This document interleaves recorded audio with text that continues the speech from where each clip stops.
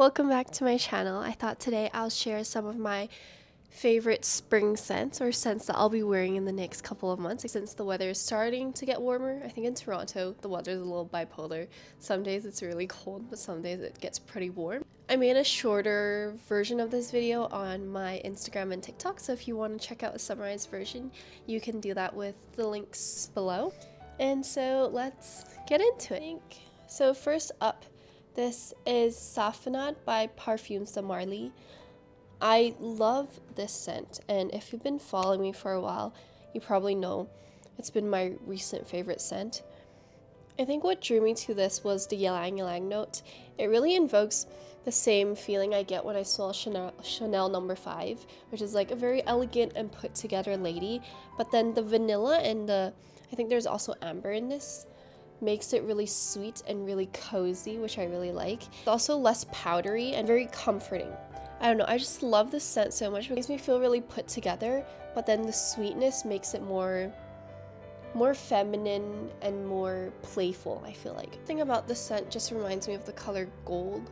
It reminds me of in The Sound of Music, where Julie Andrews just runs through the hills and like her dress is flowing and like she's soaking up the sun and she's just so happy. I don't know why that's what I think of when I smell this.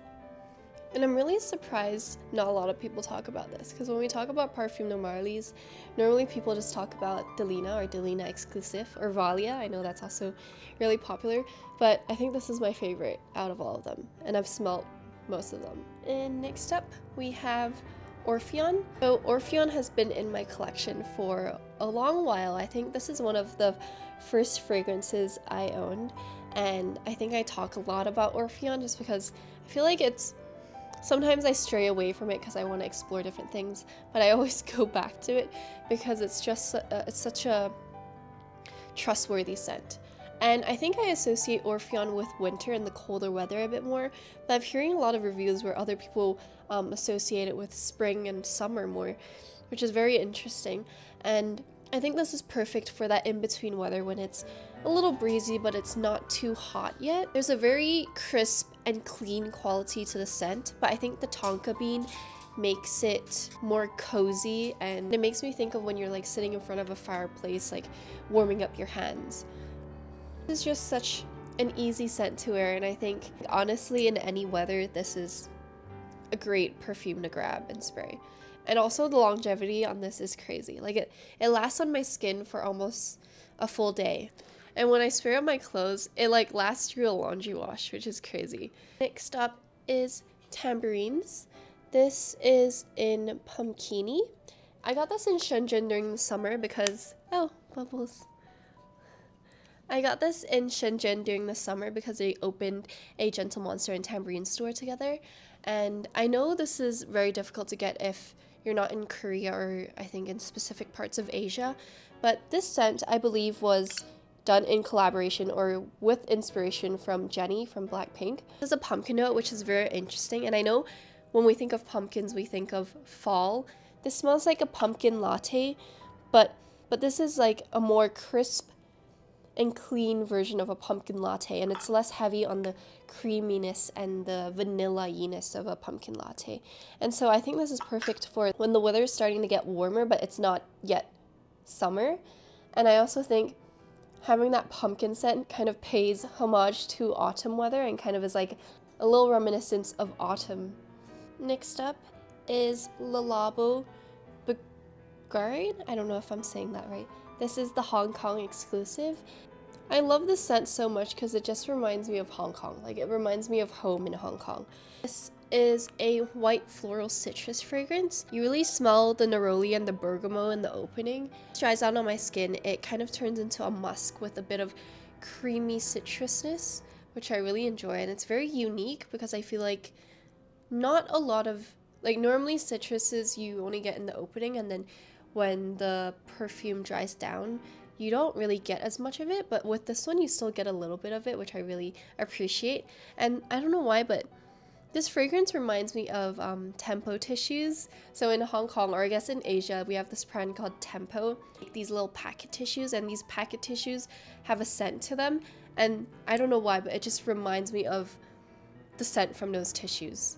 And maybe because I got this in Hong Kong and I wore it when I was in Hong Kong, like I just associate this with Hong Kong. Like I feel like this is a scent you can wear in like scorching heat when you're like dripping sweat. It smells good because it's very light and there's nothing heavy about this scent. I find that this also doesn't have the same type of muskiness that most Le Labo scents do.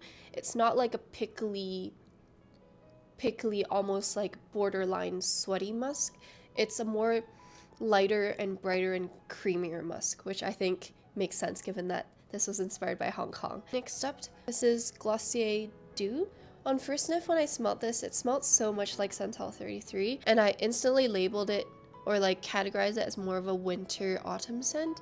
But after wearing it on the skin, I realized it doesn't sit the same on the skin. It's more floral and lighter than Santal 33.